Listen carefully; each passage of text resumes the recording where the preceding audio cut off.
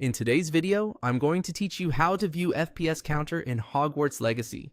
If you're trying to keep an eye on your game's performance, checking your FPS or frames per second is one of the easiest ways to do it. FPS tells you how smoothly the game is running, and it can be especially helpful in a visually demanding game like Hogwarts Legacy. One important thing to know right away is that Hogwarts Legacy does not include a built-in FPS counter in its own settings. So, if you want to see your frame rate while playing, you'll need to use an external overlay, such as the one available through Steam. If you play Hogwarts Legacy on Steam, start by opening Steam on your computer. Make sure the app is fully loaded before moving on, since all of the settings you need are found inside the main Steam client. Once Steam is open, look to the top left corner and click Steam, then choose Settings. This will open the main settings window, where you can customize different parts of your Steam experience. Inside the settings menu, select In-Game. This section controls features that appear while you're actually playing, including overlays and performance information.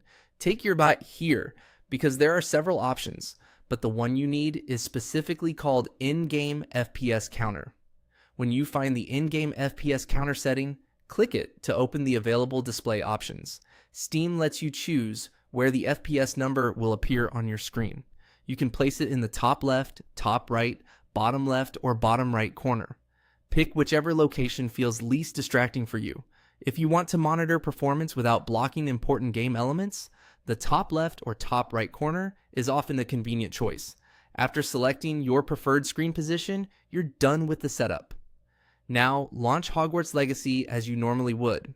Once the game starts, the FPS counter should appear in the corner you selected. As you play, you'll be able to see your current frame rate in real time, which can help you judge whether your settings are running smoothly or if performance drops in certain areas.